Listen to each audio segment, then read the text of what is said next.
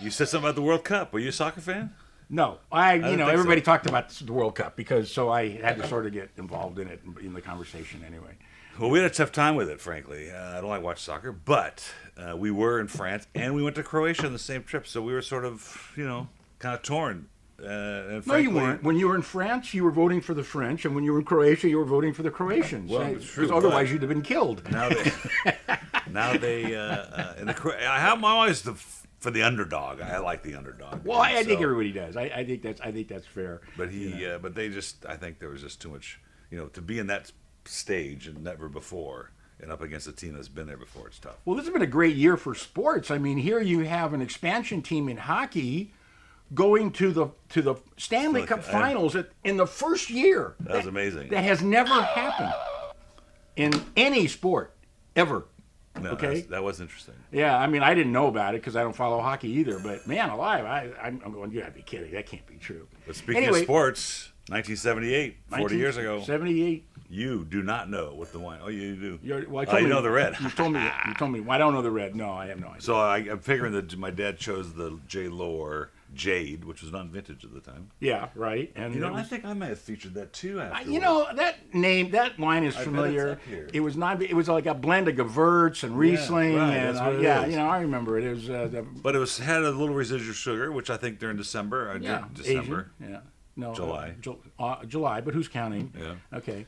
Which is what this is, by the way, the classic series for July of 2018 for the Wine of the Month Club. For those of you who haven't figured it out and are still here, go ahead. This is the red was the Rioja from Domecq. D-E-O-M-E-C-Q. From Domecq. Domecq. Rioja from Domecq. I don't remember the brand Domecq. Well, Domecq is the sherry producer. Right. That's right. Okay, so I don't remember making a still wine like Rioja, that. you say Rioja from... No, you're wrong. It's sherry. It had F. Okay, now Rioja. That's interesting. I got to look that up. I didn't know they made and that reminds me, we haven't seen... I bet there's one here too, but I haven't seen a lot of Rioja here lately. Rioja. I don't know what to tell you. I mean...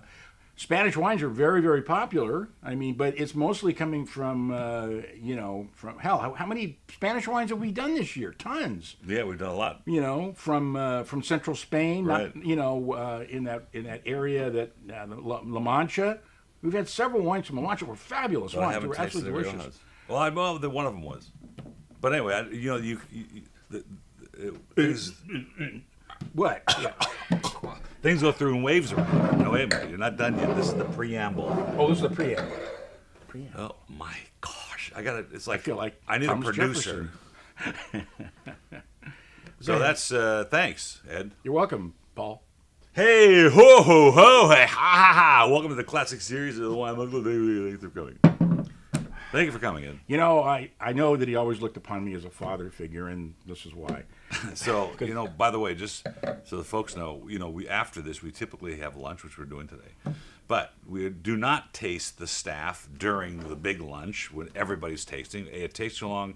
B, everybody gets buzzed, and when nothing gets done. So what we've done for the consumer, really for our customers and members, is we have a focused tasting with just a customer service rep so they can get a feel for what the wines are and how they do it. And it's been a great idea. I just got a feel for it myself. It sounds really good. Yeah. So this is the Piquepoul Cabernet, and this is Spanish, isn't it? It is. Yeah, it is. It's Tierra, Castilla. But it doesn't say Spain on there. No. Who approved that label? The feds.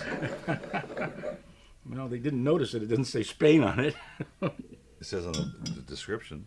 Well, I understand. But Vino de la Tierra.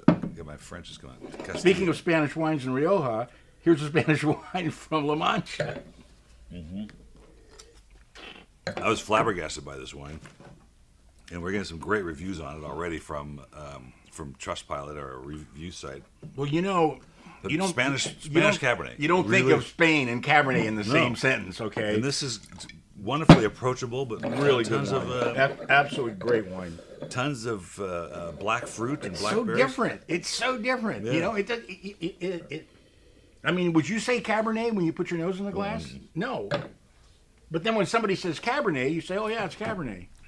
It's got this, toward the end, You got a little spike in something. We're trying It to come up with has, the you know what it spice, has? whatever It has a little bit of that Cabernet Franc cranberry. Yes. It's got a little bit of Merlot blueberry. Yeah, you're right. But it doesn't have that earthy licorice Cabernet component.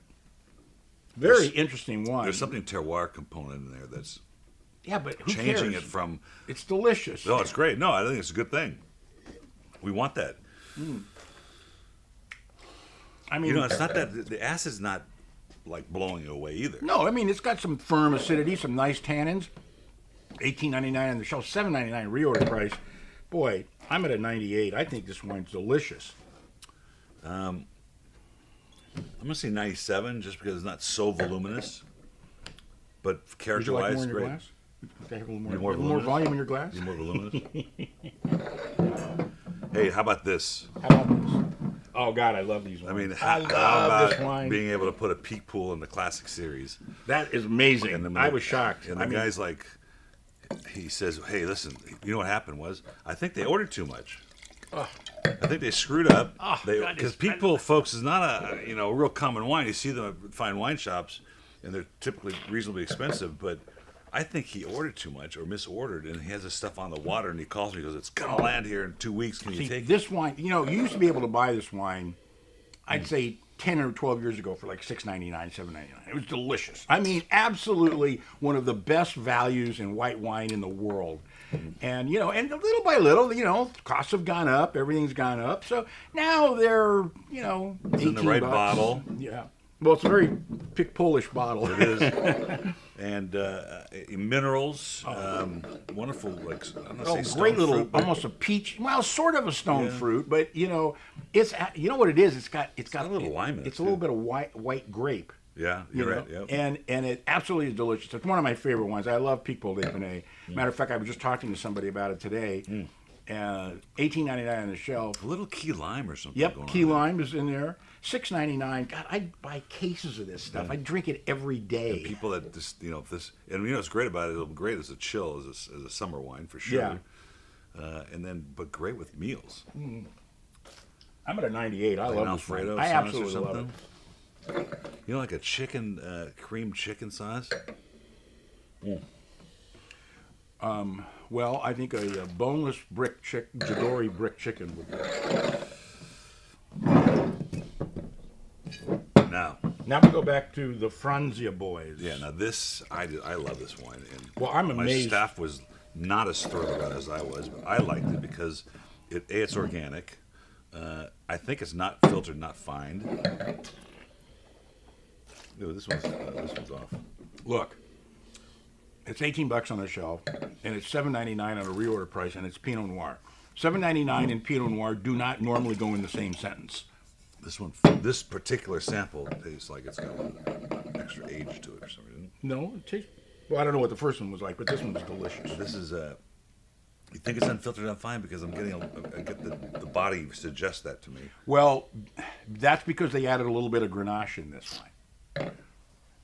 Yeah, that was. I think it's got about 12% Grenache, which is interesting because back in the old days when I was doing a lot of blending of wines because they were inexpensive, people would always add Syrah to Pinot Noir, and it was like the worst thing you could add to Pinot Noir was Syrah, but they did it to get more color.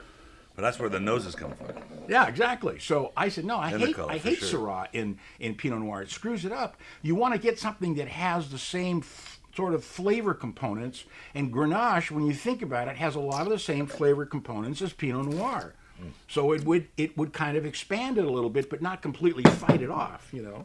This is just like changing in the glass. It's so great. It's a great wine. No, I mean, it really is great. And $7.99 reorder price. But it's a great expression of what it's supposed to be, and that's the part that the organic part does change. You know, people wonder, is organic change? Yeah, it does change the way the wines taste, and that's by design, right? Because if wine is about the terroir, particularly Pinot Noir, which loves its terroir, and you grow them differently than the one next door, it's going to taste differently. That's just the way it is. Not one worse better than the other. Who cares? It's $7.99 and it's a great Pinot Noir. Oh, you're always talking What about else the price. is there? Always talking about. Always go What back to is the there? price. I mean, come on, 98 points. What are you talking about Always for going back to the $7.98 price. for $7.99 in a Pinot Noir? I bet you use Groupon too, don't you? No, I don't use Groupon. And what if I did? Does that make me a bad person? Just don't use it here. I got enough reasons to be a bad Wow, person. you know that's just like really good. The only problem I have with this one is the stupid bottle glass they put it in. Yeah, boy, that's the stupidest glass I ever. Ask it a question, it doesn't know the answer. I don't understand. What are you talking about? What's wrong with the bottle? It's a flat bottom bottle. Well, so But what? otherwise, it's Pinot Grigio all the way home. Oh, is it? And I Really? get this. I'm trying to figure out that nose. It's like cotton candy almost. Oh, wow. Guys, I want you to email them and tell them how upset you are about the bottle having a flat bottom. Now this is deceiving because its weight is amazing. Yeah, it's got a lot of stuffing going on here. And it's the flavor the layers of flavors, and I'm getting a little spice. I'm getting a little clove in there.